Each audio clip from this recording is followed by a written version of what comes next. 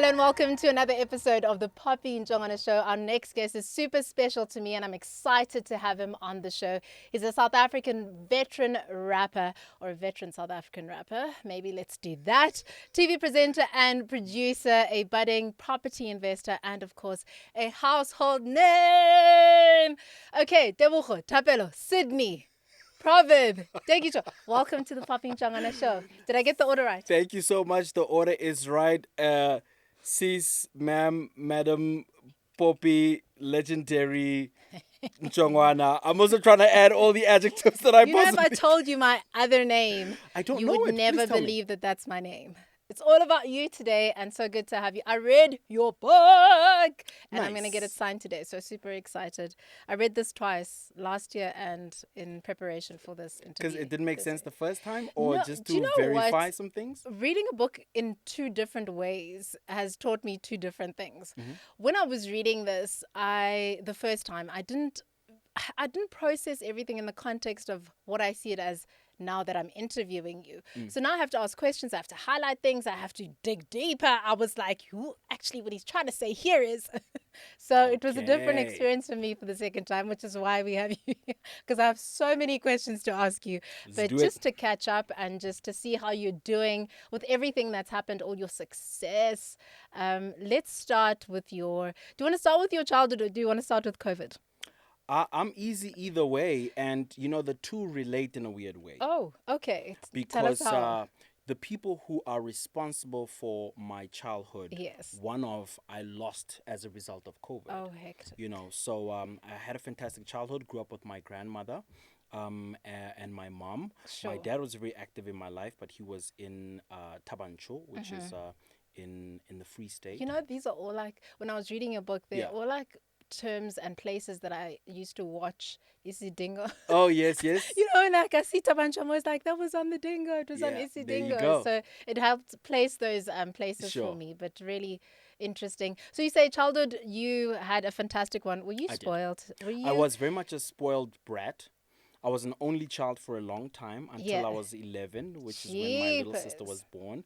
So for some reason, I still kind of identify as an only child because so much of my childhood was Sure. spent alone. But I had a fantastic childhood, wouldn't change anything about it. And honestly, I sort of love and adore my folks for it Yeah. because I think I am who I am because of the childhood I had. And what was it like growing up in Kimberley in those days? What's your fondest childhood memory? Whenever you're asked a question like that, Yeah. I think it's assumed that you have something to compare it to. Okay. Now when you don't, I thought Kimberley was massive. It was a fantastic Oh, snap. place. I thought the buildings were tall. It was beautiful. All the opportunities were there until you know better and you realize that it's actually one of the smaller towns as compared to the others. But having said all that, I did have a fantastic childhood, went to fantastic schools. I think my parents afforded me all the opportunities they possibly could. Which is why I think I work as hard as I do now because I feel like I owe them at least that. Yeah.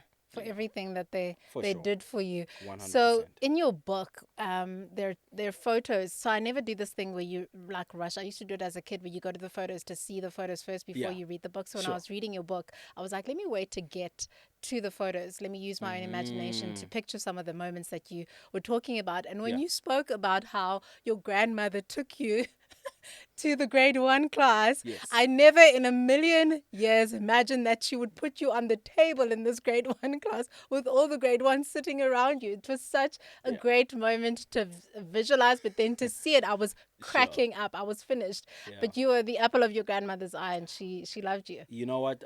Till the very end, myself and my little sister. So at first, it's only because because I lived with her and she was principal there that I would go with her. Yeah. So I started identifying with the youngest guys. Okay. The sub A's, and I Sure. started playing with them. Then she realized, you know what? Let me put this guy in uniform. And then see if he can come here, which is actually why I Wow. started school earlier than a lot of my peers. And by the Okay. time I matriculated, I was only turning 16. Oh, So snap. it's because it kind of started there. Oh my Yeah. word, I didn't know that. Yeah. Okay, so you matriculated when you were 16. Yeah, That's crazy. I did. Did you not feel a bit like weirded out when you went to varsity? You know, the weird feeling is now, and please let me tell you why. Because for a long time, you know, you're the youngest in class, you're the youngest in this, you're the youngest playing this sports. Then after we graduate, from school, you're the youngest first year, you're the youngest to do this. Oh, Then, you see where I'm going with this? I see it. Then, before you know it, you gradually start becoming the same age as everyone. Then you gradually become a little older than everyone. Before you know it, you're 40 and everyone is 28, 35. And you're like, wait, when did I become the oldest at anything? Yeah. You know what I mean? So for me, that is the interesting dichotomy and coin flip of life to say, for a big chunk of my life, I was the youngest. Sure. And now this part of my life, I am the oldest everywhere I go. Which is Wow. interesting. And are you accepting of that? Do you like that feeling of being the older person in the room? Because it makes you wiser. You know something? I think because my life, like all our lives really, is rich with experiences, because I have a story to tell. Well, heck, it's in a book for starters. I honestly, am so fulfilled by how my life has panned out.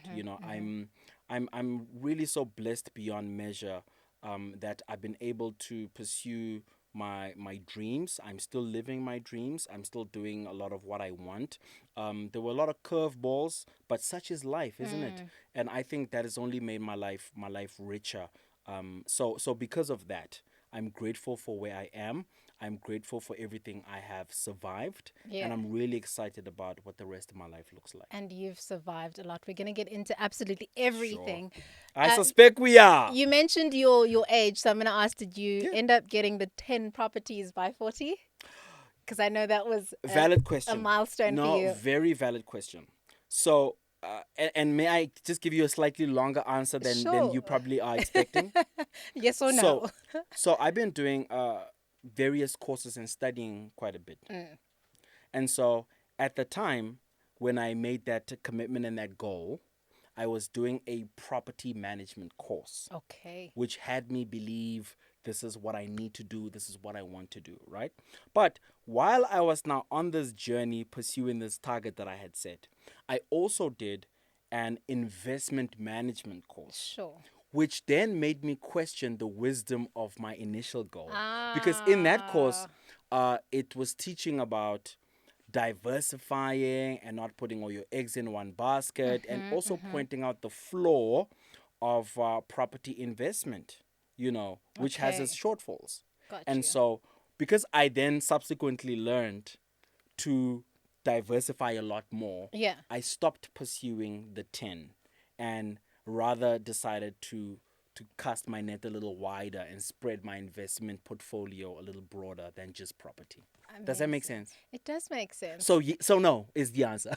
Okay, it's okay. Let's talk about other things such as you not being as academic as your parents would have liked you to be Yeah. when you were growing up, because now you're doing all of these courses and you're finding that you are academic. My question is, Yeah. do you think now in hindsight, when it comes to the academics, that you just weren't applying yourself, or do you think that you just it just wasn't for you because you're thriving now and maybe it's an age thing and you're more invested Sure, in what sure. you're studying, but what was the distraction at the time? And I'm not saying every child should be Yeah, academic yeah. and you weren't, but how much pressure was that to be academic and to achieve?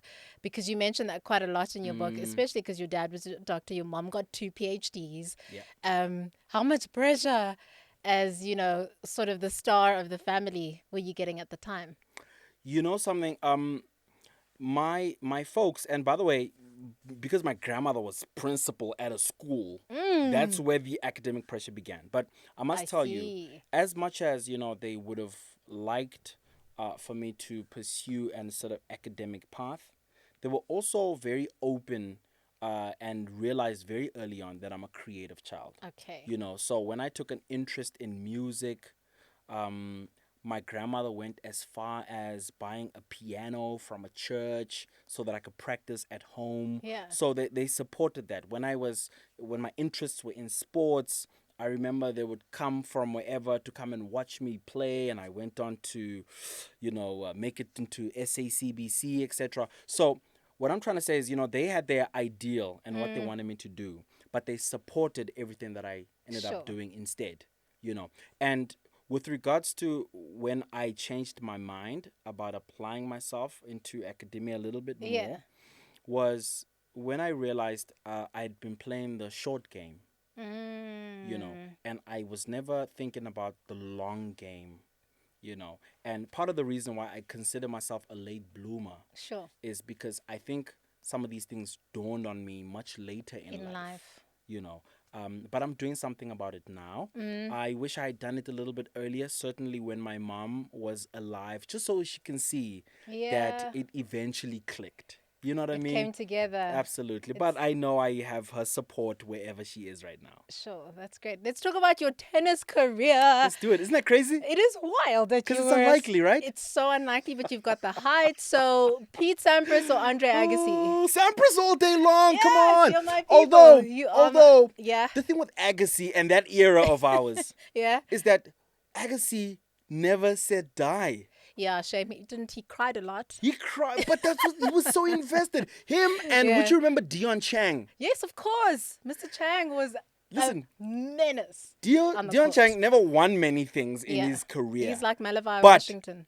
But you could watch that guy because you knew you were gonna get a game of note. Yeah, Do you know for what I'm trying to sure. say? That's what I also like about Agassi. But Sampras was Look, unstoppable, man. your energy has changed. Has it? Since you've been seeking tennis, you were Sure. obviously quite Yeah. passionate about this Oh, sport. yeah. Talk about discovering your tennis talent. How did that come about? You know something? So because my grandmother was principal at the school, it all Yes. connects, by the way. We stayed across the road from the school. Okay. So on weekends, Yeah. I used to enjoy riding my bicycle in the tennis court there. Oh, wow. But while there, then you figure out other things to play with your friends and so on. And Sure. because it was a tennis court, then at some point I pestered her to get me a tennis racket, Yeah. and then we started playing. So I was then exposed very early on as a toddler. Wow. I was messing around with tennis. By the time I went to my first English medium school, which was called Endeavour, they then had tennis as an extramural activity. Got you. And now I took to it a little bit quicker than the others because I had been exposed from a little bit younger, and I had somewhere to practice and play on weekends when I was at home. Sure. So I kind of took to tennis. I began to excel already from primary school. By the time I went to CBC, which is where I ultimately matriculated, Yeah. then I was gone. You're a phenom. I was gone. I got my full colors Yes. early on. I went to represent my school, my province. Amazing. And yeah, then it was cool. I still enjoy tennis quite a bit. So you watch a lot. Who's your favorite player right now? What's interesting is a lot of sports, Yeah. even though I was, believe it or not, look at me, I was athletic a lot in my younger Why? days. Believe it or not, my man. No, because I'm chunky and I'm old now, but let's not digress. I don't actually enjoy watching sports as religiously as you would think I do. Okay. I enjoyed playing it. sports. So we can go out and play all day long. Now I can't kind of keep up. It's changing too fast. There's too many Sure. names. Every single week there's a new guy. You know what I mean? I don't know. In the ladies' game, yes. In the men's game, not so much. So you see, I don't even know that. Yeah. I'm learning from you. I'm Okay. learning. So, I love that you came alive. I didn't think that would happen, but I'm so glad that you Sure. discovered your tennis Yeah. talent. there. And also just to say, it just shows how much my folks supported Yeah. me and my interests, because my dad would come all the way from Bloem with a brand new racket Oh. and stick around to watch the game. My Slazenger. grandmother, do you know what I'm saying? My grandmother, remember the Donne? I don't know if you would even. My grandmother, who didn't even have a car at the time, Yeah. would walk all the way from home, and I was in boarding school, Sure. to come and watch me play. So they really supported me, and honestly, till the very end, support everything I do. Your grandmother also once brought you tomatoes for a project that you were doing in high school, and you you mentioned in your book that you were just like, "Yo, Grams, thanks for that," and you didn't appreciate the fact that she'd walked as far as she had to bring you this for your project. Tell us about that relationship in terms of what it did for you, because I was very close to my grandmother, so Yeah. I just want to hear your your relationship and what it taught you. Yeah. I share that story in the book to kind of indicate the level at which, my folks and more specifically my grandmother would go to really make sure that I had, I wasn't short for anything. I was never short of any opportunities. They really gave me a great life. And it's often, I think, a pity that it's only in our adulthood and in hindsight that you kind of realize the great childhood that you had and the sacrifices that they made. But I was never short for anything. Sure. We weren't well off growing up, but you would never know it if you compared me to my peers and my friends. Because if there was a project for something we needed for school the next Yeah. day or anything, if we needed a cricket kit all of a sudden, or now it's hockey sticks, or Sure. whatever the term said we were doing, Yeah. I always had, Yeah. and my sort of grandmother was at the core and the pillar of it all. But my folks, I must tell you, were and are still very active. I say are because my dad is still around, Sure. but my mom sadly isn't. But they really, really worked together as a team to make sure that I and we, with my siblings, had a great childhood. So I'm really grateful for it. So let's talk about your career in music, your career as a rapper in hip hop. When did Yeah. you first discover? When did it click for you that this could possibly be something that you're good at? When did Um, you feel it just like, okay, this is my thing. This could be it. Listen, I'm gonna backtrack because I feel like this is going to make the story meatier. Okay. Okay, I used to think I could sing. Yo. So Hence, in high school, talent nights, yeah. I actually entered singing. You know, and I would fare pretty decently. Yeah. Rap became a thing of interest in the sort of later part of our high school. So from about standard 7, grade 9 Yeah. onwards, that's when rap became a thing. And only because of the sort of culture that it came with, the attitude, that it's just suddenly cool to be messy, to be untidy, to be rebellious, to have a little twang, all these other things. It's actually what attracted us, Sure. to rap. So anyway, fast forward. So when I came to Joburg, my first year at the Wits Tech, you should know all these things. It's in the book. I entered the first year's concert, which I won. It was hosted by Abuti Nimrod Nkosi. Yes. And then I went to Rap Activity Jam. And because mind you, this was on my second attempt, I won that one, did Rap a Lot Wednesdays. I then figured, I'm clearly not bad at this thing because I'm now beginning to generate some support. Momentum, yeah. So I could maybe convert this into a career. Okay. And during that time, man, I had my blinders on. I had zeroed in on this goal and I just wanted to be a rapper. That is And all. who had convinced you in terms of who you'd seen? Whose career were you seeing this reflected in? So you're saying, yeah, you saw Yeah. it as a career, but who else had done it that you thought, okay, if they're doing it, I can do it too? You see, there weren't many in my era who had, I think, cracked commercial success.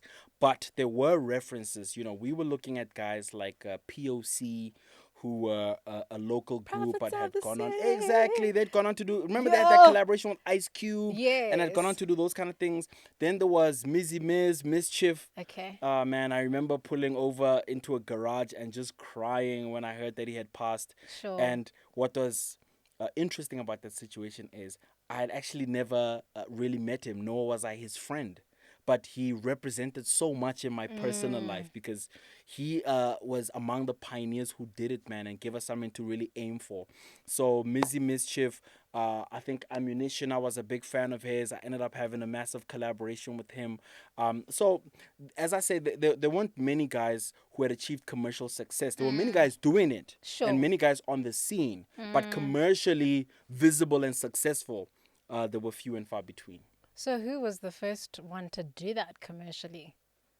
Oh, I think that would be before my time. We are, I think, a second tier, second generation. Okay. The first In generation. terms of the hip hop space in South Africa. In terms of the hip hop space in SA. And again, I stand to be corrected. For all I Sure. know, there were many more before. But the ones I knew of, I would have to, my brain can't think further than POC. Yeah. Yeah. Especially Yeah. post 94. Exactly. and- Exactly. But I'm almost certain there must have been guys doing it before that. Okay. Yeah. So you come to Joburg. Yeah. You're entering all these competitions. You're winning. There's momentum. You're thriving. Are But you I'm failing at school.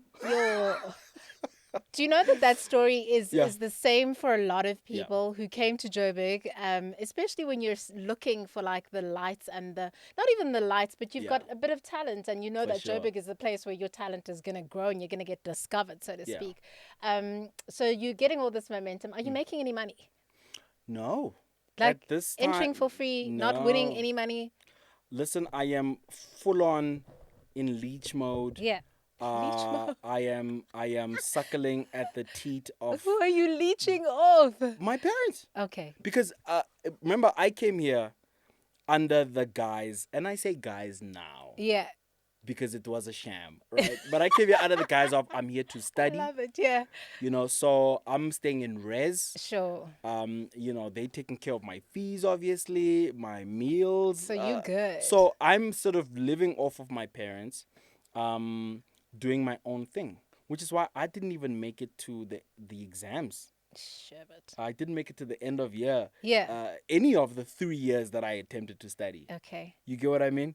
Isn't it fascinating though, and in hindsight with your story, that your mom suggested you do sound engineering and then you ended up falling in love with it, and there goes the other aspect of Then your it kept career. sure. Yeah. Look, again, it's indicative of how my folks were always trying to pivot and maneuver and catch where they believed my interests were. And because they really wanted me to thrive in life, they were always trying to meet me halfway. What is the one thing your mom used to always say to you when she was just like, if you applied yourself, you'd be far? No, that's, what my mom used to definitely say. Yeah. She used to always remind us of how she never took to school naturally either. Ah. But then So she used to say, because I would always come back with the bad report, obviously, and say, man, bona ke feitse gape, ke feitse ke ile yana. And she would always say, hey, lena ne di ntlhola, mathematics lena ne ntlhola lalo.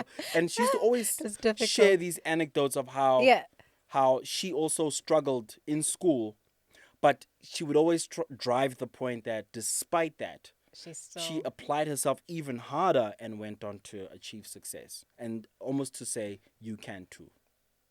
And that's driven you to all of the success that you've had, surely. So, as I say, in the latter part of my life, latter part of my adulthood, all these lessons, I think, have begun to serve me now and dawn on me now. And so I'm sort of grateful they were ingrained then, even though they didn't register then. Sure. But they lived in my subconscious. And I think now I maybe go that much harder because of the building blocks.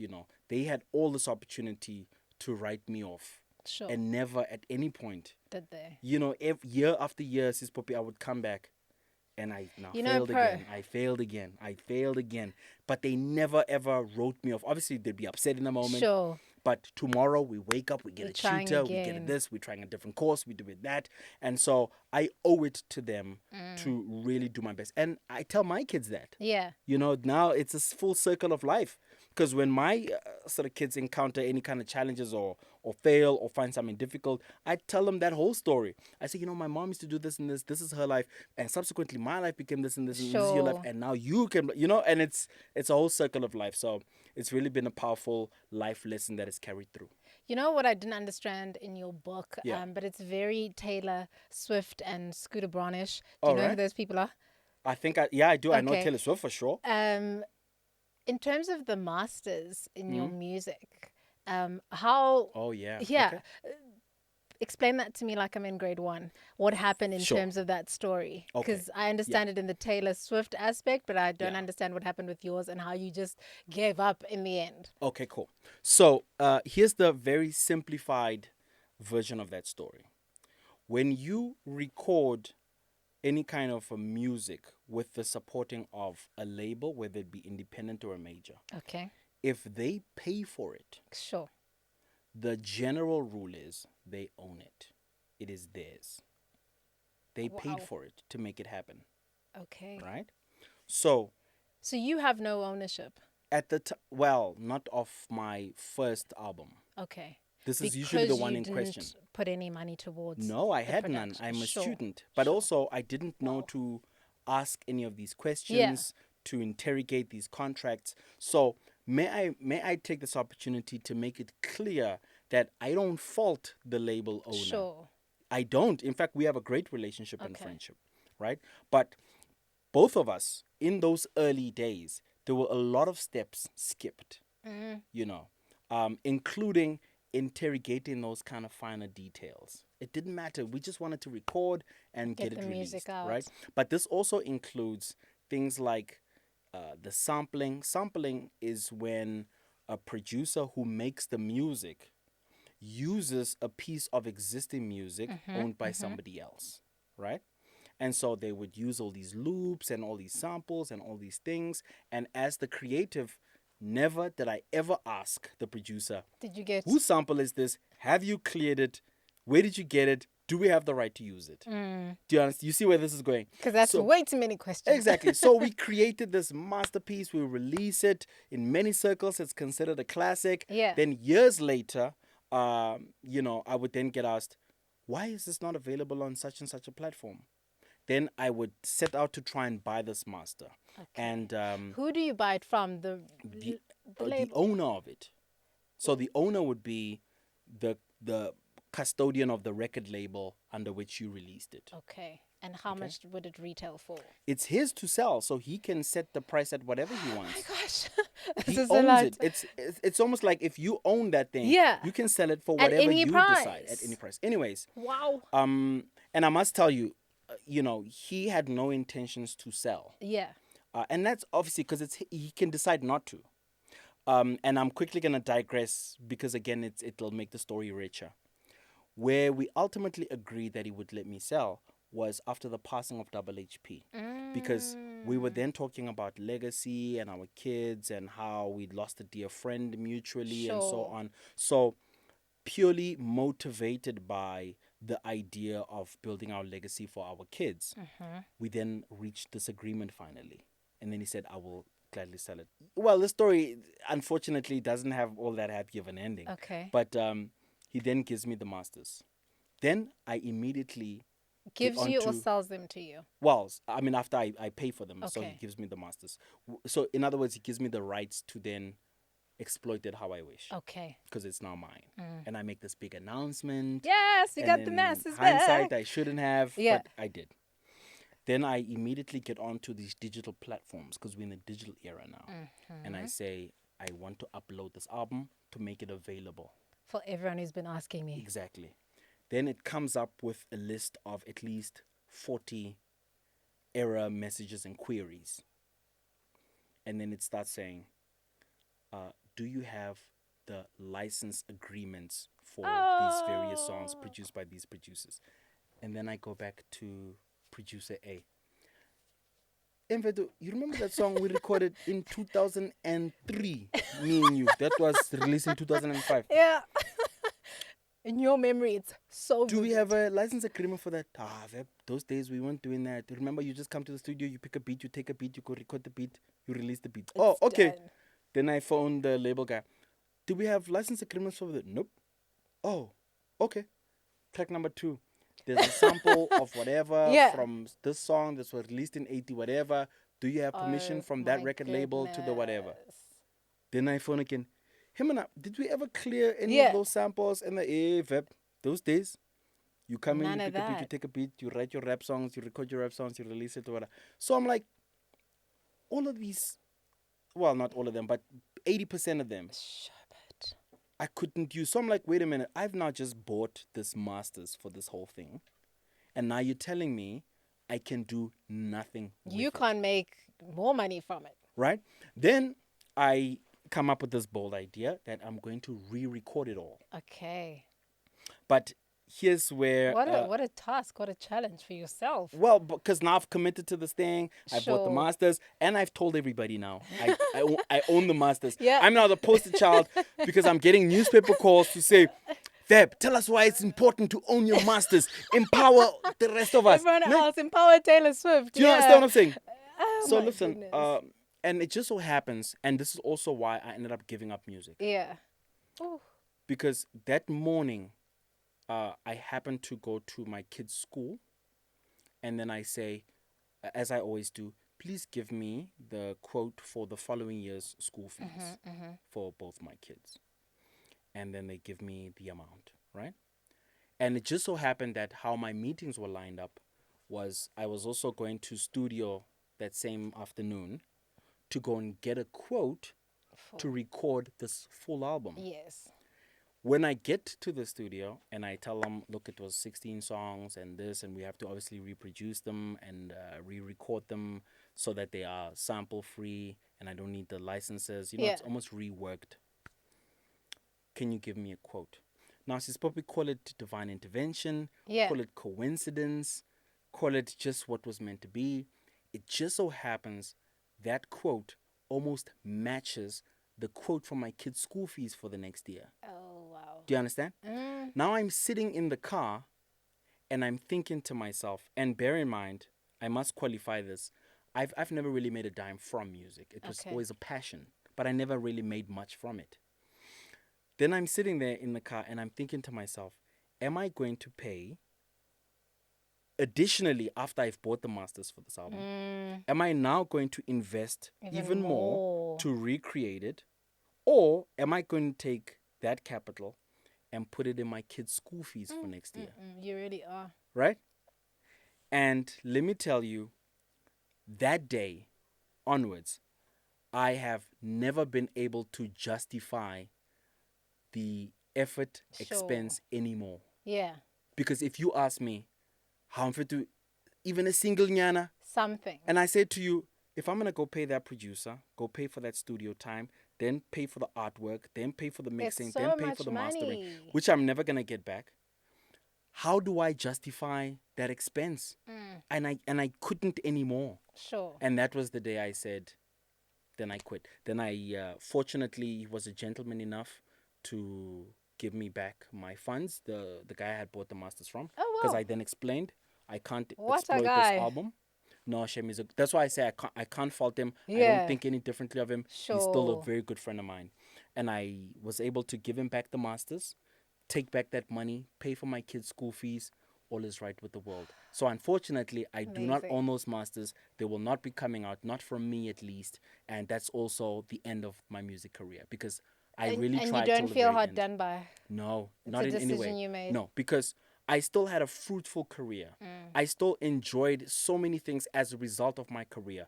I can even bet you even have me on the show Yeah. because I once rapped. Sure. So that thing still serves me today. Yeah. So I have no regrets. But I also have to make the hard decision to say, I don't identify as a rapper anymore. I identify as somebody who contributed once in a while. When I see guys enjoying success now and signing deals and Yeah. going global, I know in my heart that my small made contribution peace. helped make that happen. But I myself don't feel any shortchanged. You speak a lot about, pun intended. That was a long answer, right? Yeah, It go was on. a very long answer, and I've been waiting to ask this question. You speak about not making a lot of money from your music, and also in your book, you said that you weren't as successful. Yeah. Your effort versus what you got out didn't match for you. Yeah. Do you lament that fact? What do you think of that in terms of your career, and why do you think that was? That you weren't as successful as you could have been. What Yeah. stopped that, and what do you believe hindered that process? I think we were in the generation that was breaking the ground, and we therefore seeing the generation that followed enjoying the fruits of that. So because I was in that part, remember then radio was hardly playing South African hip hop. We weren't getting any media support. Sure. We were getting things like Hasimo States. We are from that generation, or why is he rapping in English? We get up, whatever, So we were that generation who had to fight all of those things. Sure. So now, when guys are able to fill up stadiums, fill up venues, do collaborations with guys overseas, we broke the grounds. And I'm not saying give us the credit and suddenly, worship the ground we walk on. I'm not saying that. I'm just saying that I understand and appreciate my role in this whole sequence of events. And mine, I think, was among those that were setting it up for these guys, which is why I'm able to celebrate their success with them. Yeah. Because I feel like I had a, however small, had a role in all of that. So Sure. I think we were before all of those things. We didn't make much money. There was little to no information back then. We couldn't interrogate contracts. We didn't know any better. But all the mistakes that we made, have made it so that this current generation can enjoy all that success. Sure. And good for them. Otherwise, we did it in vain. Yeah. You know? And are you listening to a lot of hip hop at the moment? I How am. is that always going to be a part of your life, even though you've given up, which is quite a bold statement to make. Look, even I think given up isn't wording it correctly. Yeah. I think I am satisfied with the contribution that You I made. made, Sure. and I think anything from here on is up to the next generation. It's like running a relay. If you run the first leg and you Yeah. set the pace, you're a runner. I'm sure this analogy connects with I you. love it. If you run an adequate first leg of the race and you hand over the baton, it's no longer necessary to keep running. Sure. You have made your valuable contribution. Now the chances are they're able to win the race because you were part of the first leg that set the pace. So I don't have any regrets. I don't think any ill of my experience, because I know it was because of it that we're able to do what we do now. Who are you hearing your influence in right now? No.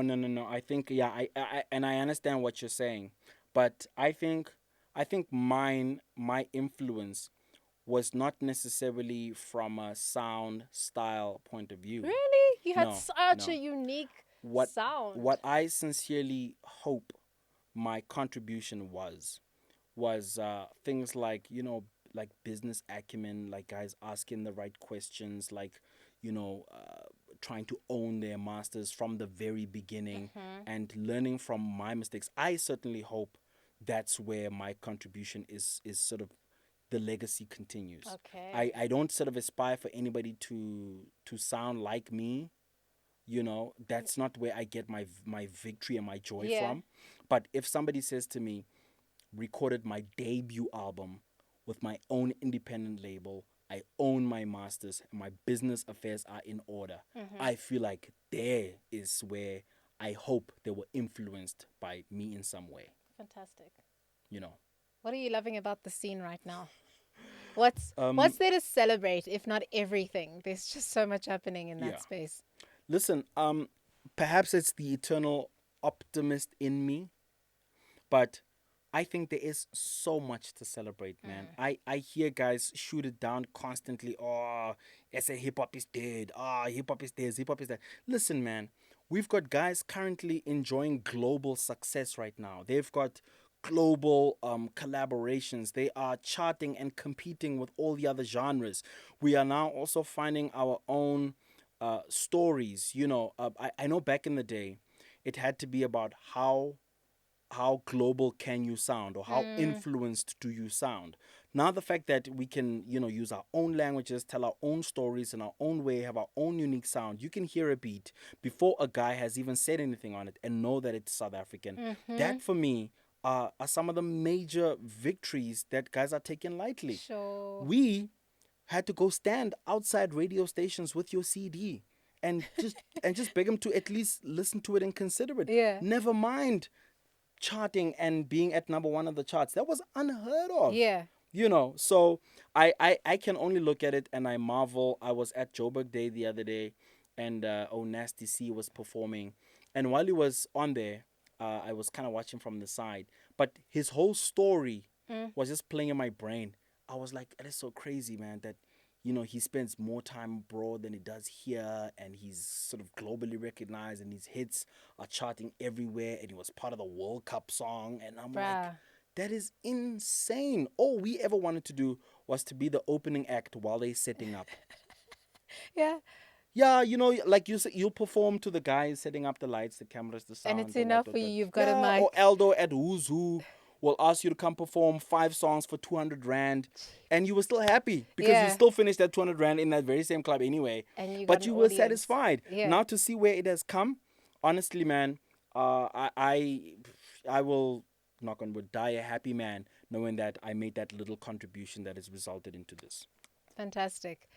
Your love for radio. Ooh wee. Yes, what we have in common is Yeah, radio. yeah. I actually, do you know, I going to say that the first time I met you was you. I just remember this moment, and I don't know if it's because it's your energy, but I think about it all the time. You were producing The Drive Yeah, on Metro, yeah. and you used to always be up and down between the production studio and the Metro, and I would always be going to the bathroom. And Yeah. I remember just being like, what a polite young man. More people like Proverb, please. And you used to always greet so consistently in the same way, used to say the same thing. And I was like, who is this guy? And All you were right. always so friendly and so, yeah, just a great person. Let's talk about Awesome. your foray into radio Sure. and how what that changed for you and Yeah. what you think of radio now. Right. So it's a layered question. So layered. It's so They all layered, right? came out because I was like, Yeah. radio is my thing. Let me ask all of There the you questions. go. So like you said earlier, when my mom suggested I do sound engineering, that I took to at the time because it was my window into this music career that I wanted to have. But I really excelled at sound engineering, so much so that I was employed by that institution to lecture the part-time students. So I was a full-time student in the day, and I was lecturing the part-time students in the evening. Then when I had my production demo eventually, I was pestering the folks at may I mention that it's YFM? Yeah. At YFM, We love why. trying to be a technical producer for DJ Fresh. I have since learned that DJ Adil had a lot to do with me finally landing that job, but I then got that job. Now, this was my first taste of live radio when I was a technical producer for the breakfast show at YFM with Fresh and Tato in 2003. And man, the the magic, you know, you use that word a lot, but the magic that was being created day in and day out on the spot. Look, obviously the content was prepped, but the sort of the wit, the guests, the content we were expunging, the memorable and timeless moments we captured in history Yeah. on that show, you know, you couldn't be a part of that team and not sort of get some of that magic in you, man. So Sure. I really developed this love and passion for radio. And from that point on, I spent my entire career trying to get on to radio, as in on air Okay. now. Oh, wow. And it took me years, you know, and I've never, you know, again, like I say with music, I guess, um, never enjoyed the radio success that I wanted to, but I did get to explore and experience quite a lot of it.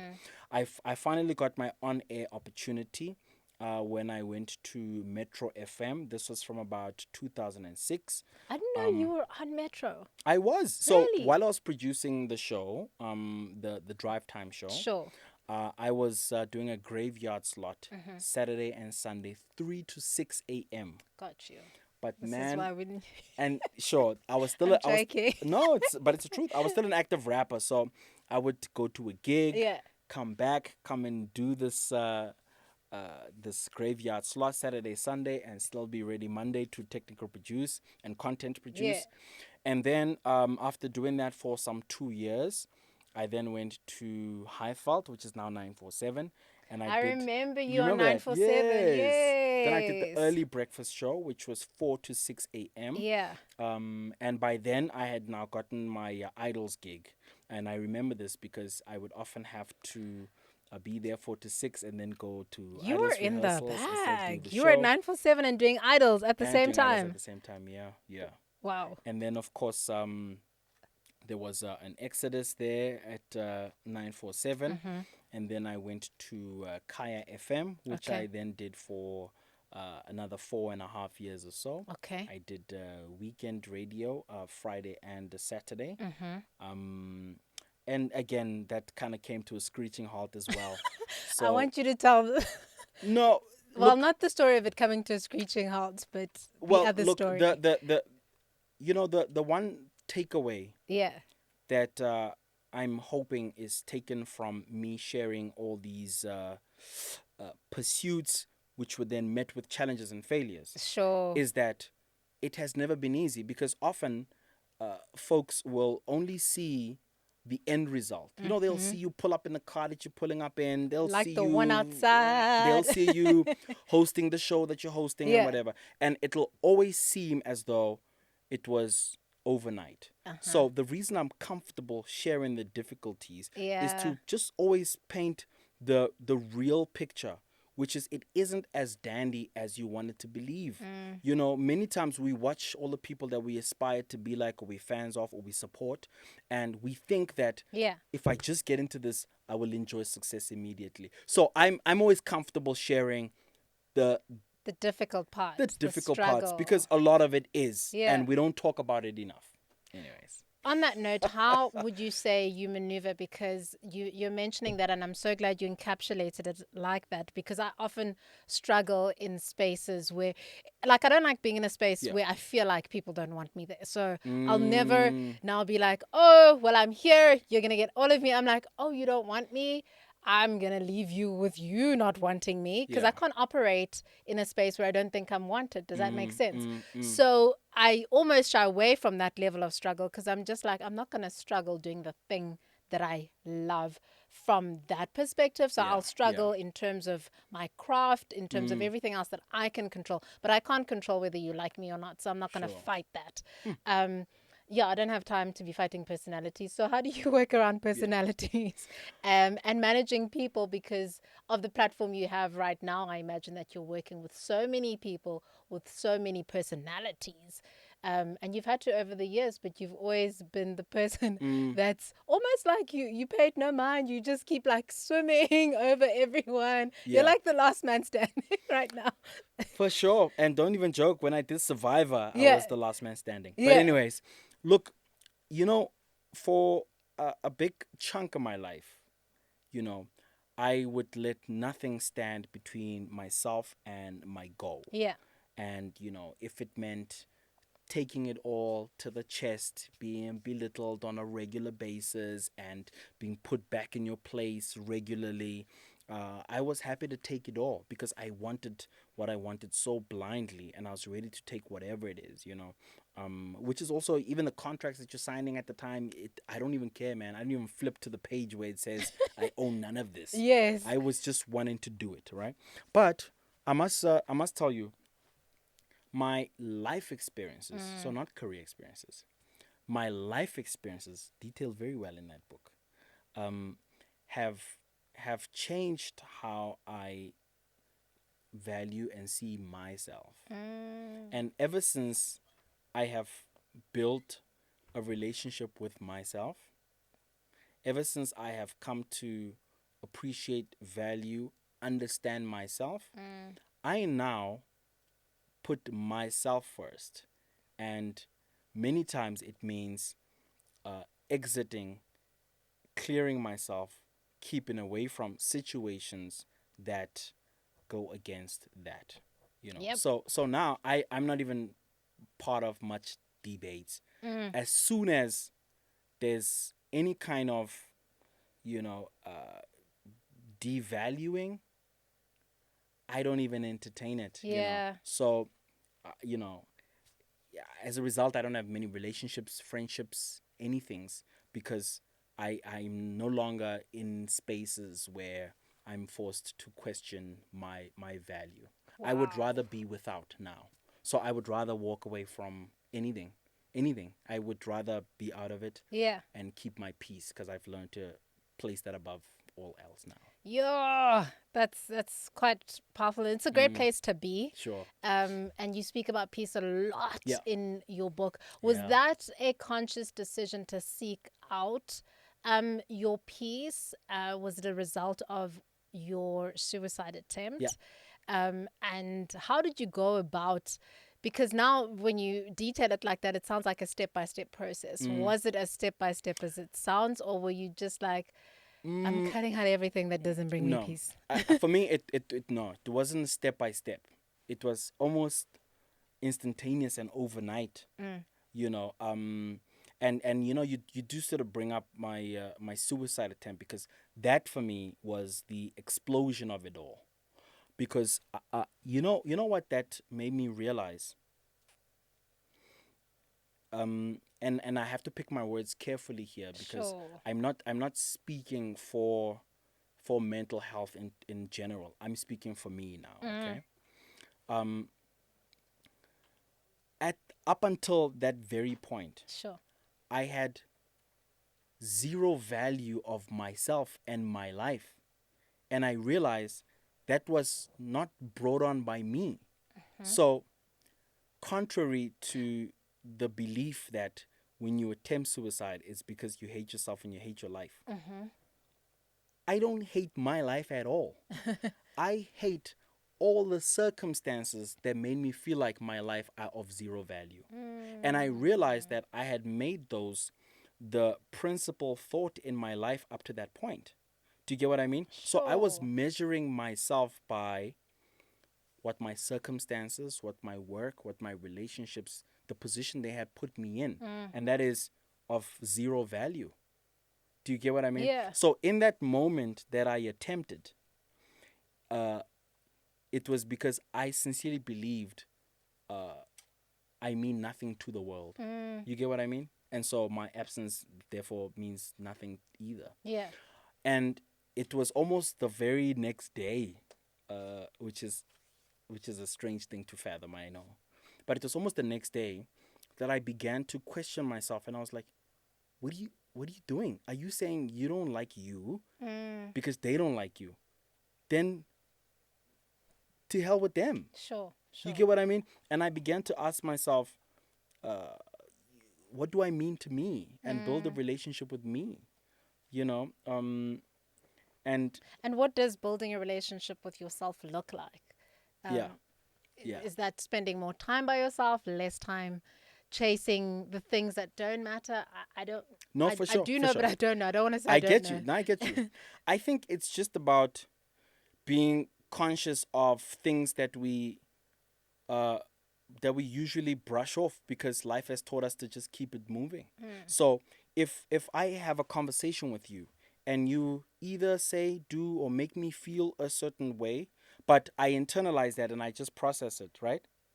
And I get into my car and I drive home, but I'm aware that my mood has changed, I'm thinking differently, and it's a recurring thing to me. It just means I didn't process it in that moment, and I then internalized what in this case is an external energy and force, and I made it mine when it isn't. So now I'm just very self-aware that the external energies have nothing to do with me. And if Okay. it's a recurring energy, then it means it's something that I have to cut off. Okay. Do you get what I mean? Sure. So, so a lot of things, I have cut off, but I think I've gained so many other things. So I have no What have you issues. gained? I have gained so much self-worth. Would you believe if I told you, um, let me again pick my words carefully. Would you believe it if I told you that I could never go to a shop, buy myself a cool drink without needing permission, without asking, am I allowed to? Is it whatever? Can I? For me, can I spend on me? Can I do for me? Can I get a haircut? What do you Because mean? because at the time you don't realize how you measure your existence and the need for it against the rest of the world. And you do it, it's not their fault. So for instance, you will, as a dad, put your kids before yourself. You Okay. put your job before yourself. How many times have you been ill, but your call time is 2 o'clock, and you will get up and you'll do it because you consider it to be more important than your health and your mind. You know, Sure. these are all things that will replace you in a second, in a heartbeat. So now I just kind of when I make decisions, when I think, when I approach life, when I get up in the morning, I I put myself at the question of it first, at the center of it. I check in with myself first. How are you? Do you want to go? Do you want to do it? Is this what you want to do? If you don't, you don't. Sit down, man, watch TV. You know what I mean? Yeah. I love And it's that. just made my life richer. It's just made me value myself more. I literally have a relationship with myself. I can have a full-on monologue. I You can are have. Issa Rae, living and breathing. Do you watch Issa? I know Insecure. Isa. I'm a big fan of hers. I can't Okay. say I watch it, no. Yeah. But I don't know. It's just kind of made. I enjoy my own company. I could go on holiday for 6 months, and not be awkward, out of place, or lonely or miserable because I no longer have a need for the world to validate my life and my existence. Hallelujah. You're speaking my language. I Amen. love it. Amen. And the church said amen. Let's talk about Whew, social that got media. heavy, right? It did, but it's a good heavy because I was thinking about how I was going to ask it to Yeah. you, and just present it in a different way. But I Sure. love that you mention your self-worth because I don't Mm, think people think that a lot of media personalities struggle with that, mm, because you present, and I'm sure I present as someone who's super confident, doesn't yeah. have self-worth issues, and I think that they manifest in different ways for different people, so it's very fascinating that yours manifested in that way, and Yeah. yeah. It's bizarre that for me. Sorry to harbor on it. I'm sure you want to move on, but No, I could do this all day. it's so bizarre for me. When somebody reminds me of it, or I think of it, or it's brought up because of the book, and somebody's like, "Your suicide attempt. Let's talk about your mental health. Let's talk about." It's so weird that it's my life, it's my reality, it's the truth, but how I very don't identify with that person anymore, who Sure. was in that moment, that I almost have to rethink what What it was like. what was happening, because I'm so far from that person. Sure. Do you understand what I mean? Mm. I'm so far from that person, and it was that overnight thing. And again, I must also add this. Uh, I'm not I'm not for people attempting that, because I don't want the takeaway to be, oh, must we all try so that we wake up with this enlightenment. I'm not saying that at all. I'm saying, for me, that's just how it manifested and played out. Sure. You know. So, what do you want people to learn from your story and your suicide attempt? What are you hoping by speaking Sure. about it in the book and Yeah. to Yeah. Yeah. people and on platforms? What are you hoping the end game is Mm. going to be in terms of that? You know what? If nothing else, there's honestly so many takeaways that I wish somebody would take. But if nothing else, um, reach out. You Mm. know, just just speak to somebody, anybody. You're most certainly not alone. There's nothing worse than um, harboring something and feeling like you're carrying it alone, Mm. because you will discover how valuable you are, not only to yourself but to your immediates. So if you can offload some of those so they don't feel as heavy, certainly to the point where they take you there, Mm. uh, do. But the pursuit of peace, man. If It's the best. peace is power. I used to want success first, Mm. uh, health, and then happiness. Mm. I've wiped all of those out. I just want peace, because Jeez. I've realized all of these things grow in peace. It's Yeah. almost like I want roses, I want a melon Chocolates. tree, and I want a banana tree, but you don't have the soil. Sure. So once I discovered I needed the soil, I realized I can grow anything from it. And And that for you were me, the peace soil. is that. Once I discovered the peace, then success is achievable. Health is achievable. Happiness is achievable. Great relationships, friendships, everything is achievable, Mm. because at the base of it all is peace. Being content. Do you know what I mean? Can I disrupt your piece real quick? I was been meaning to ask this, Yeah. and this was going to be my opening comment. You're a better human than me in so many ways, but the other way that you're I a better doubt that. human than me is that you wrote a book Mm. about your life, Yeah. and out of all the photos that you picked to include in this book, you picked a photo of you and your ex. Yeah. So in my mind, I'm like, yo, this is a bold move. Sure. Also, the photo that you pick is the pic of you on the cover of Drum magazine saying, "My wife is my rock." Yeah. Very tough space for you, one to have been in when Yeah. you were in that space. I can imagine. Sure. Um, But I wonder what the thinking behind that was. Yeah. Because that for me is a bold move, and it's a Yeah. better human move. Sure. And it's a Michelle Obama-esque move. Why? Why did you put that picture in there? Because I harbor no ill feelings Yeah. towards her. I want only happiness, health, success, and peace for her. She's the mother of my children. I will always, respect her for it.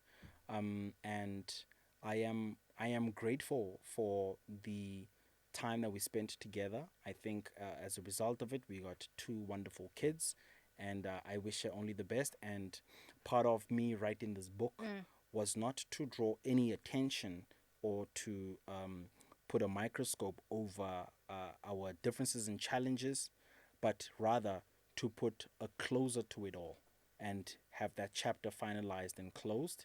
And that's for me is among the many things is what the book represents. Unbelievable. So it was all a bit therapeutic for you. You speak a lot Not in your even a book. bit. It was very therapeutic. How long did it take you to write the book? No, we wrote it like over a year. I had a co-writer, Okay. Sis Pabalo. Um, so Is that the only time you've had a ghostwriter? I see what you did there. I see what you did. That is the only time. And it's not even a ghostwriter; it's Yeah. a co-writer. Co-author, So yes. she definitely wrote it. I told the story, and then we had an editor come and just sequentially make sure that it all makes sense, for my approval, of course. And then it was released. And what a great offering that book is. You speak a lot in the book about social media and how when you were going through that difficult time, it didn't help you one bit.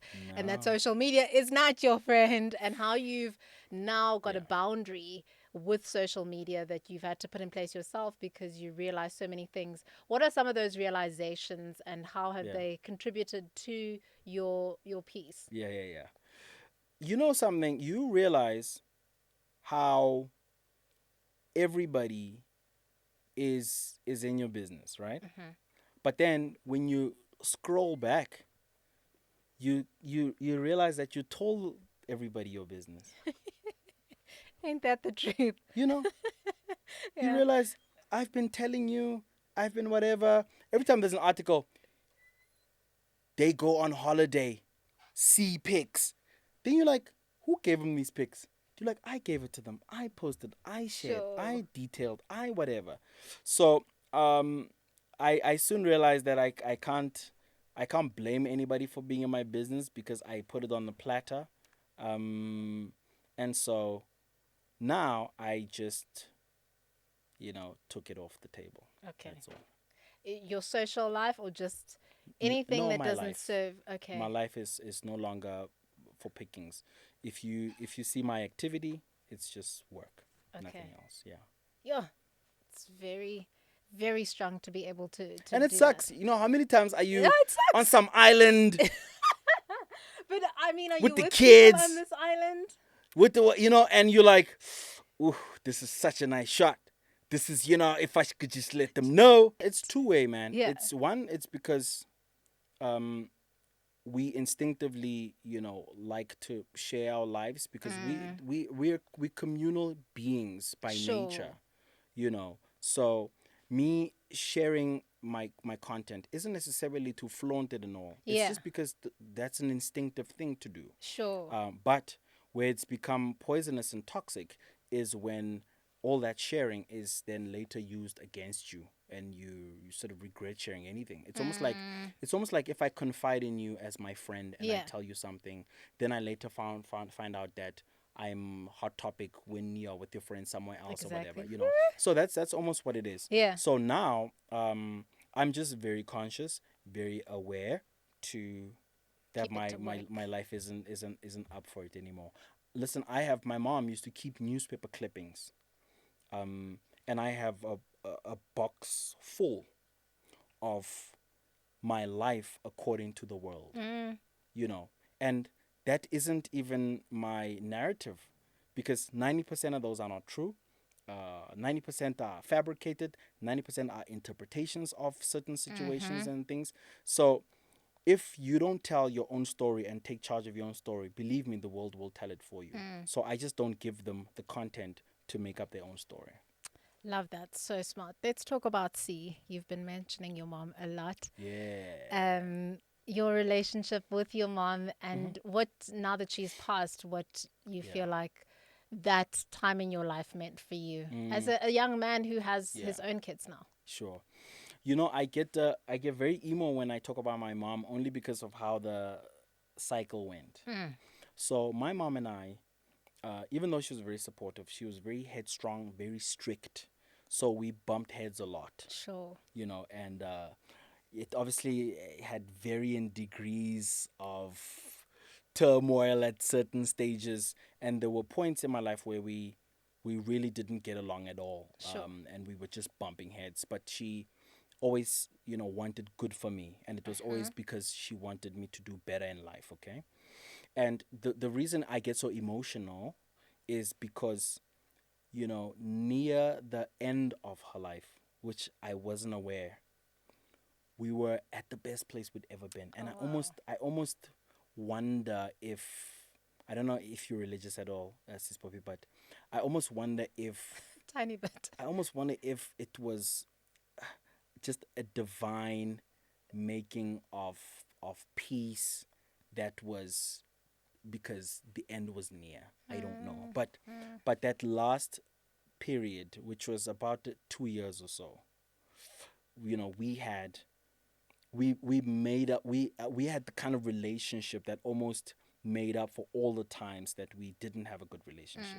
Mm. So um I remember the very last time I saw my mom.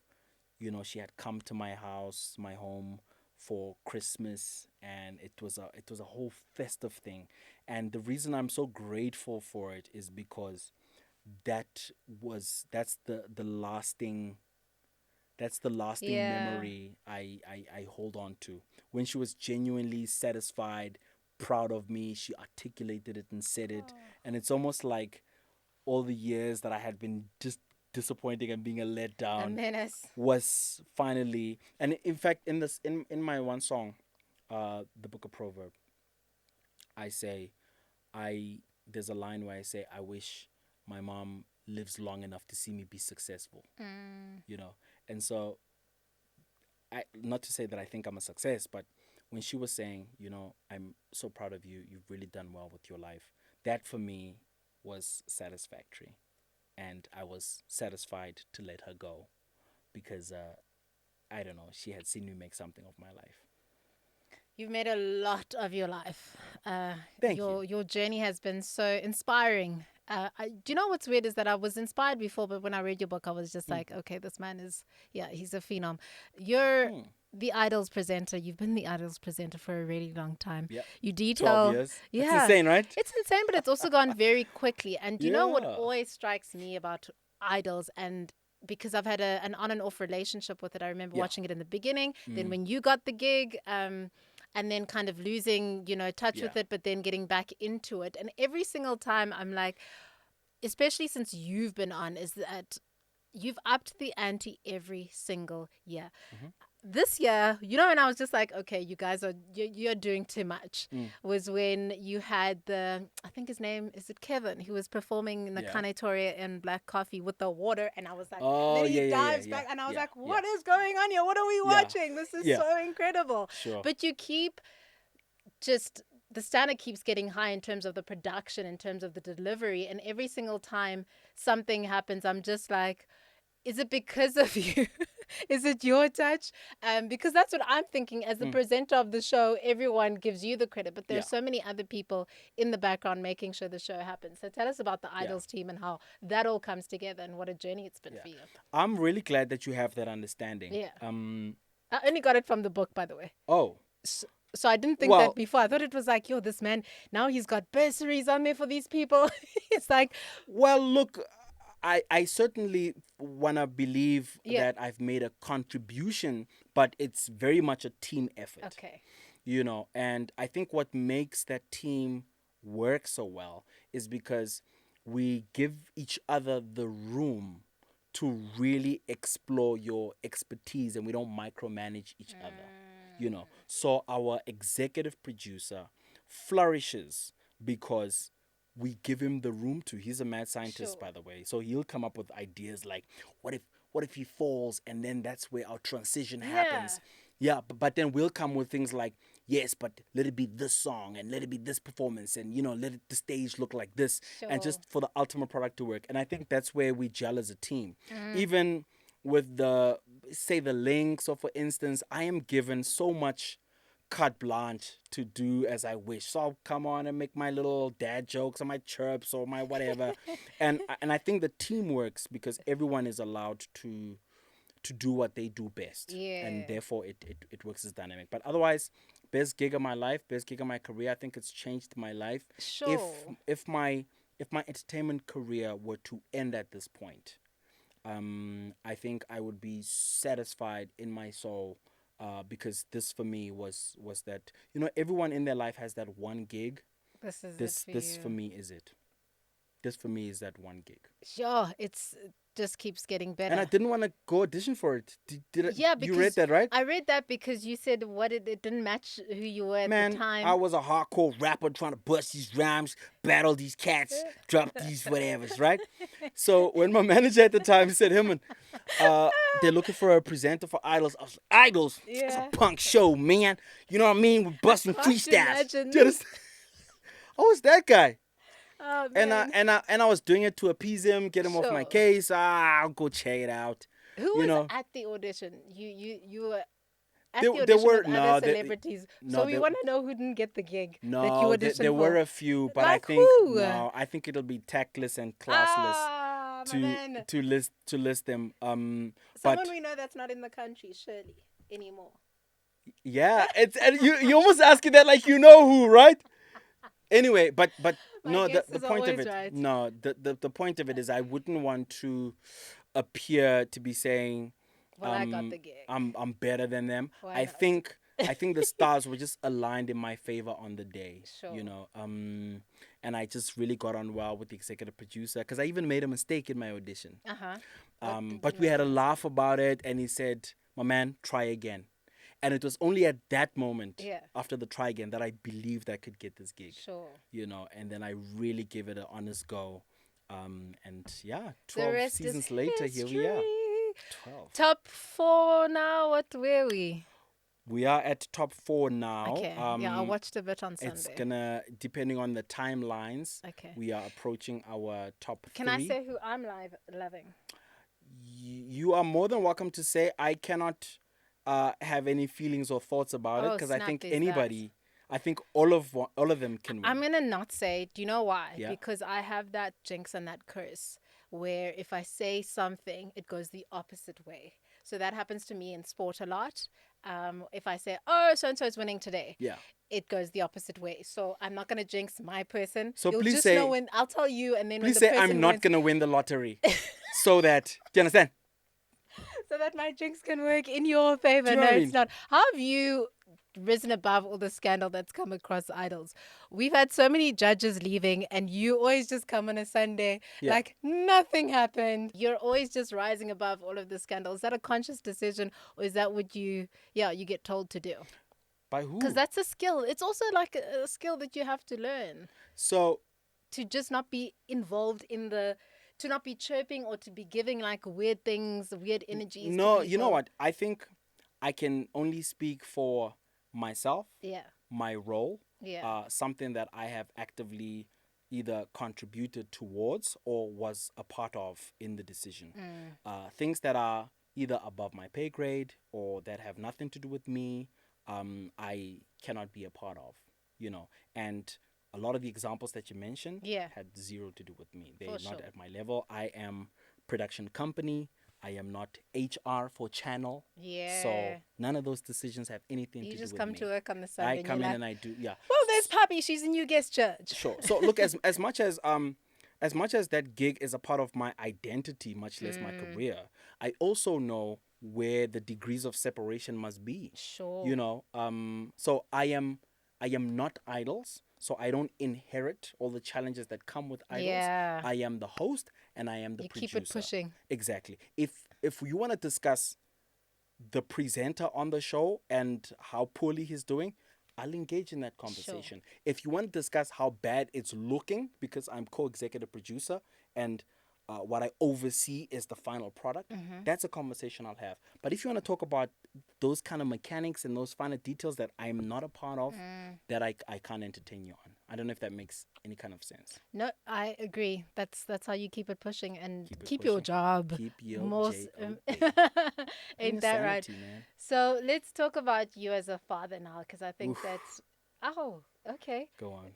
I think it's just fascinating how you detail that in the book and how Yeah. you're very protective over your kids. Yeah. And I think that's great, especially in these times. Yeah. What's it like raising kids for you in these times? You know, my kids is it's another topic that I really get emotional about, because I don't uh, I don't credit them enough with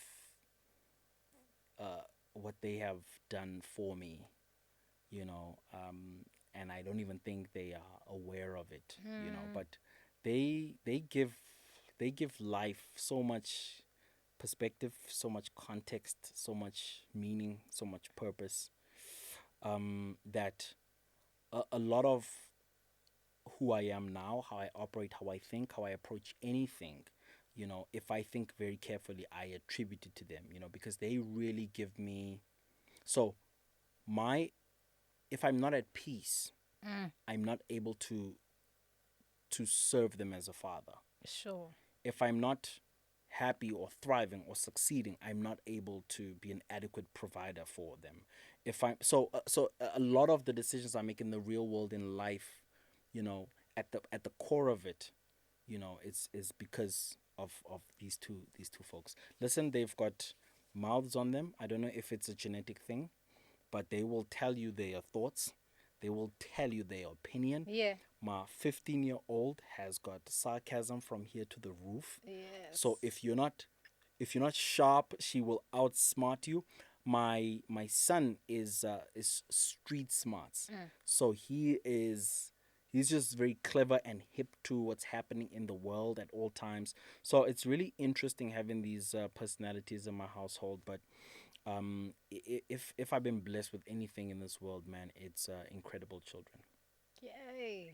Are you going to have You know, more kids? no, Are you done? I'm not gonna have any more kids. Two is enough. I'm not gonna have any more kids. I'm not gonna get married. Again. No, Why not marriage again? Are you because I think in life these are things you're meant to do once, supposed to be forever. Who said I that? think I had my one shot. No, I pro. did my very best with it. No. I'm satisfied with the valiant attempt I made, and I don't Valiant intend attempt. to do that again. Why not? I What just if I you? just don't. So who are you gonna? Okay, you don't necessarily have to get married and grow old with someone, but so yeah, I suppose you're done. You know what? And not just marriage, and here's actually I think a bold statement to make. I'm listening. Here's a bold life statement to make. Mm-hmm. I am so satisfied with life in general Hmm. that my aspirations and goals now are only those that are vicarious for my kids. Mm. I don't know if that makes any kind of sense. Mm-hmm. So, in other Mm-hmm. words, I have no real new great aspirations for my life. I have a great life. I'm happy with my life. If nothing changes from Sheesh. this point onwards, You good? I am good. Now, I live only to see my kids maximize their potential. And that's you at 40. That's me at 40. Do you think it has something to do with is No, it the I'm 40ness? confused because I'm getting to 40 and I'm like, yo, is this gonna be me at 40? It's powerful. I think that it definitely makes sense to me that your life has come as full circle as it has. What I don't think I agree with is that you shouldn't get married. I mean, it's your own personal choice. I Yeah. don't want to have. Yeah, I also don't know that I'll ever get married, so I can't now want other people to get married. I don't know myself if I'm ever going to get married. But you make those choices for yourself, and I think that if that's what you want and that's how it serves you, then that's your life. I just think Yeah. that you don't It, necessarily have dude, one shot. in my life, aspirations, Yeah. when I look back at it and I look at the things I've ticked off, Yeah. I get happy. Sure. I'm happy that I did this and I did that and But you've also achieved a lot, so I'm it's nice. I'm happy. So included in that Yeah. is that I'm Yeah. happy that I was married. I had a great marriage for a long time. I'm Can I ask so something even more I'm personal? I'm satisfied. Well, just be really careful with it. I'm gonna be But careful. but what I'm trying to say is, you know, um, I'm really good. Hey, I wouldn't ever look back at my life and say, I wish I had done this. And this is not to say I'm now complacent and I'm not trying at anything in life anymore. Of course I am. You know what I mean? But I'm just saying if nothing else was to be added on, I wouldn't be miserable or upset. Now, I want my kids to succeed. I want my kids to be healthy. I want them to be happy. And above all else, I want them to be their own person and at peace. As in their own individual, not to be under my shadow or feel like they have to live up to anything. I want them to be their own people, their own individuals, and be happy and thriving. So my question was gonna be, do you Yeah. believe in soulmates? Uh, Yo, you look so unimpressed with my question. do I believe in soulmates? Yeah. Yeah. Look, I honestly believe, if you are a whole person and you are Yeah. complete and satisfied with yourself, I think then you are well positioned to offer value to another.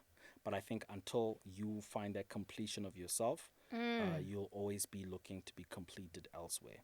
And that's often how soulmate is misinterpreted as somebody who completes you. But I Sure. think if you find the wholeness within yourself, then you are brilliantly positioned to offer value to not only another but to others. Okay. So you're single right now, right? I am fulfilled and I'm satisfied and happy and at peace. You didn't answer my question because I wanted to ask you what it's like to be a young man, a 40-year-old man, and dating in these times, in these very tricky times for all of us. I think you'll have to ask 40-year-olds in general. I'm done. But, I will be resolute on my stance, Sure. which is if you are complete and at peace, satisfied and fulfilled, Yeah. then I think you can offer the world a lot more value than if you are damaged and you're looking to be completed. I'm not looking to be completed, but Boom. yeah, no. That's why you're thriving and I'm happy and good. glowing and shining and Really? doing 100 runs a day.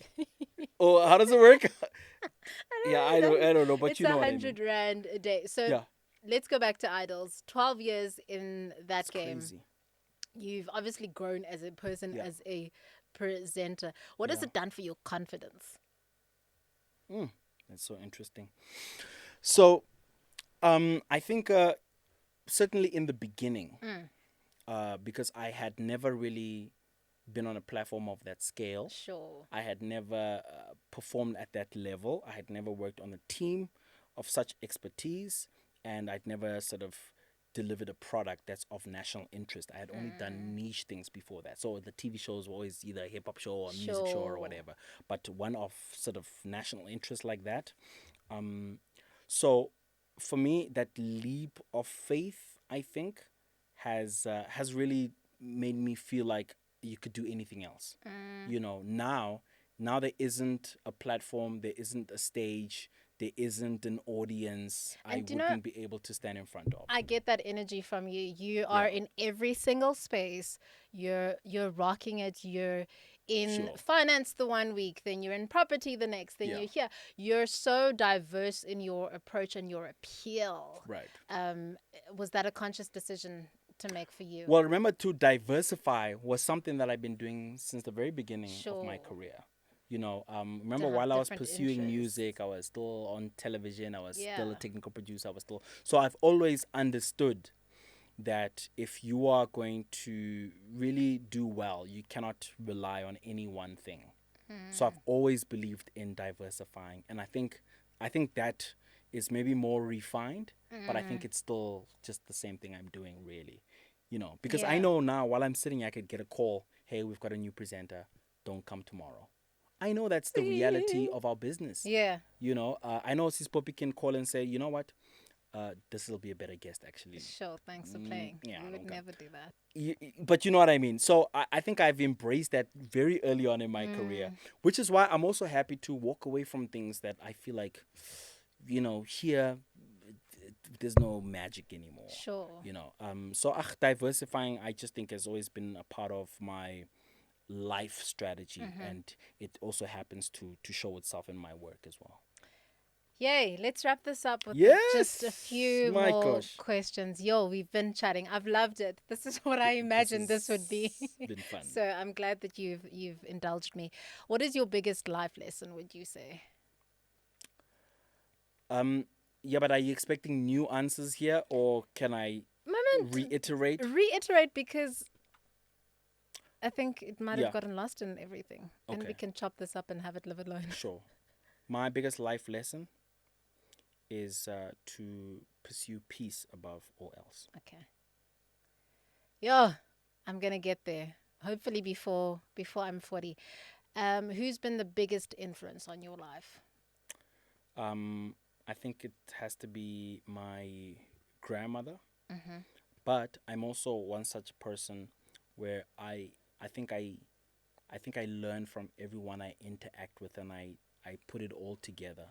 So I've been honestly influenced and have learned from many, but if it were to be singled to one person who I've learned the most from, it would be my grandmother.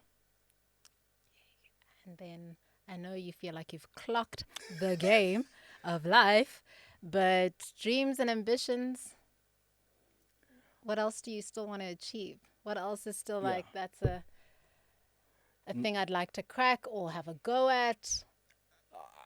I think as I feel like you know, because of how you preluded the question, is now I just wish to create an environment that will allow my kids to enjoy a fruitful life, similar to one I've enjoyed. That's my aspiration. If I can raise sane, healthy, stable, It's amazing. mature, wise, driven, ambitious, happy, and at peace children, then I think I would have succeeded at this life It's thing. amazing how everyone I've interviewed or spoken to and Yeah. is a parent. So I obviously cannot relate to that because I'm still a child myself. Yeah. But I'm not a parent. But every single parent, literally, their core focus, and I guess it should be, but I am realizing now that once you become a parent, that's the only thing that will make you happy and whole is for your kids to be happy For and sure. whole. Yeah. Yeah. It's quite fascinating. But for me, that came after I felt like I had achieved my personal purpose for myself. You know, Yeah, yeah. So I had to first achieve what would put me at ease. sure. You know, and how you measure that is to say, should today be the last day, and they say you have to finish everything on your list. What would you scramble to do? You know, and for me, I'd sit in front of the TV with my kids and we laugh at the things we laugh at because I feel like I have Sure. ticked it off. You know, there's nothing pressing me to say, wait, I can't die because I must first. That's me right You now. know what I mean? That's You know, legit. You're yeah, living is that- in is my that what head. you- That is me. I'm like, God, just one more year though. Yeah, yeah. And I got this. Then you can take me. Then But I'm what's good. what's the may I ask what is that thing that you feel like until Do you know that now, and this is so weird because it's Yeah. in the context of COVID, but also just in the context of my career, is that I always had seen myself as this radio person. Not as a kid, not as someone in high school, but when I got into radio, I was like, Yeah. oh, well, my dreams are here. This is who I am. And so I channeled and funneled everything into this. Yeah. And then for the longest time, I struggled to let go of that because it became such a big part of my identity. Now I've let go, and now it's like the beginning of what. It's amazing how my dreams change on a daily basis. Yeah. Like Yeah. I'm literally like, oh yeah, then I'll want to do that, God. Then in 3 years, I'm going to be this person. And then so now I'm dreaming again. Yeah. And the difference now, though, is that I'm able, one, I have the maturity to go after my dreams. I have the resources to go after, because that's different when you're 19 and Yeah. you're starting out on radio. So Mm, now I have dreams of where I'm going to be in 10 years' time. And so the dreaming doesn't stop for me, but it's also, I'm realizing that I can be anything that I want to be. And I sure. didn't know that when I was on radio. Mm, So for me, the end game was radio, and I was going to become a drive jock, then yeah, a yeah, breakfast yeah. jock. So now I'm like, yo, compared to now, what I want to achieve, it's like, that is so small for me. It's like, it's Mm, nothing. And it also took me being out of radio to realize that, because now give I you the try not advantage to. point. Exactly. And you Yeah. don't have that when you're in the Yeah, mix when you're of in it. it. Yeah, Yeah, yeah, it's yeah, just like, yeah. this is it, this is me. And people struggled for the longest time. I'm sure they're still struggling now to see me outside of radio, which is why we have this show. Mm, Let's talk sure. about That's poignant and powerful. yeah, let's talk about your COVID story, because you didn't share how you found out you got COVID, and I think that you should, and I'm laughing. Because you laughed while you were telling the story, because COVID's a very serious thing. But Yeah. there's a story behind how you got it. And maybe leave out what you can, but the story is just priceless, man. No, there's nothing to leave out. Look, so I was very much on radio at the time at Yeah. Kaya FM, and there was suddenly a sense of urgency, but it was also growing in the country as a whole. Sure. So it It was was early very days. yeah, it was the early days. It was the early days. Yeah. I mean, there had been infections and all that, but we certainly hadn't locked down yet. Sure. Do you know what I mean? Sure. So just before the country itself went into shutdown, I remember there being a sense of urgency around the building. I don't know what had happened and all that. And before you know it, we were automating and everybody had now to be sent, right? Okay. Then we were told we all have to go for tests. And I can understand that, of course. Sure. That's what I think everybody was doing. Sure. And I remember, there's my clinic of preference that I go to. And I went and I got my test and so on, well, at least done. And then I went home. But now, because I had done it under the instructions of my then employer, the results were then sent to them. Okay. So when I got the notification, Yeah.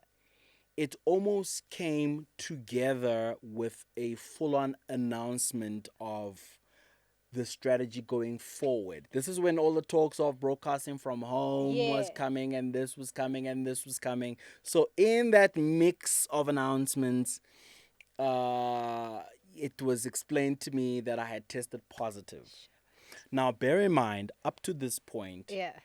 we knew very little about the whole COVID story. I think I was in that very initial phase when I tested positive.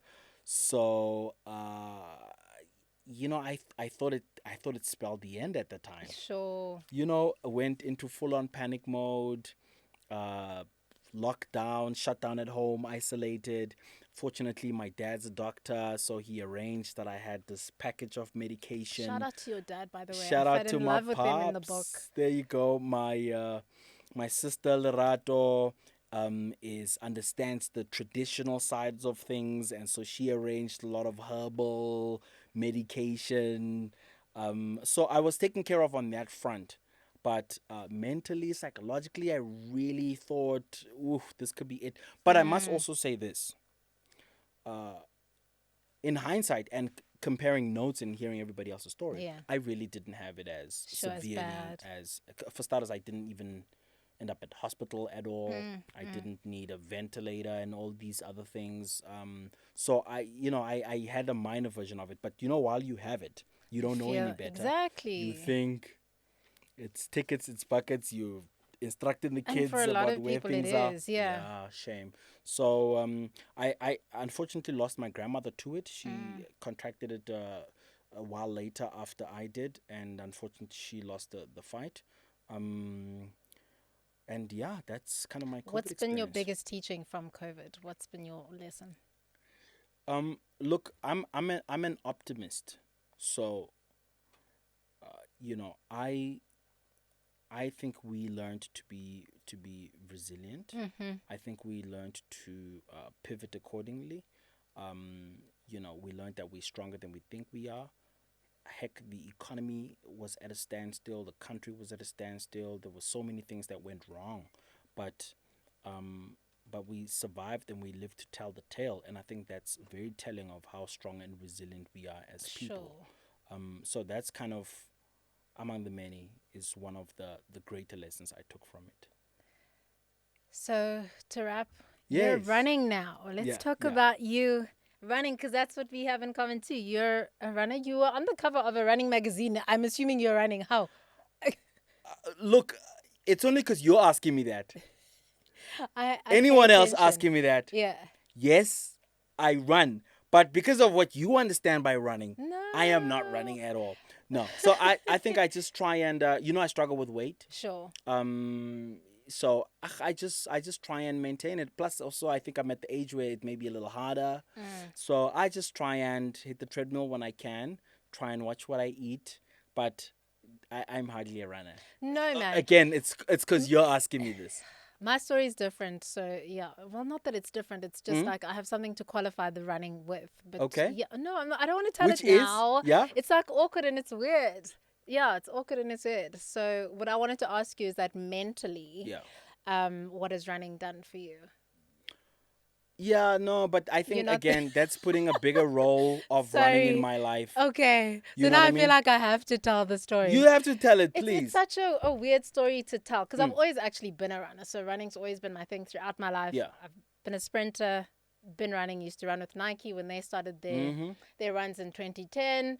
And then obviously COVID hit. Yeah. And it was a bit of a weird time for me because I just lost my dad in the December before COVID. So I'd just gotten back to Joburg after losing my dad. And Yeah. I was just like watching the news because I'm a news junkie. And I was just getting weirded out by the news. I couldn't take Yeah. anymore. And I was just like, every day there's like something new about COVID. Initially, I was loving it. And I was like, ooh, taking notes. This about COVID. This is what I'm, because that's who I am. And then eventually I was waking up every morning and I was like, no, man, I can't keep just feeling weird about what I've been through, which is a personal life, which is my dad passing, and then COVID. And I just got into a funk. And I'll never forget the day that I felt my heart. It was almost like my heart skipped a beat, but in an uncomfortable way. Right. And I was like, I don't know that thing. What is this? And I was like, right, we're never watching the news again until COVID's over. Yeah. And I was just like, let me rather spend this time doing something else that's going to contribute to my mental health, not being in the state that it is. And so I just started like running, and the running once a day wasn't working for me. I still needed more. And then I just got to 100 days, and that's the story. It's Sure. really not as glamorous as it sounds. But now it continues. This is now a part of your life. Yeah, because I need it. So if I'm not running now, this is why I was asking for you mentally. Like now it drives my creativity. It affects how I see the world. So I make sense of life when I'm running. So if I have a bad interaction with you, I'm going to run about You it take it tomorrow. out on the road, Exactly. yeah, So I then I'm get like, you. oh, could have been a bad day. Maybe I was off, blah, blah, blah. And so I process the world while I'm running. And so when I don't have that, it's a problem.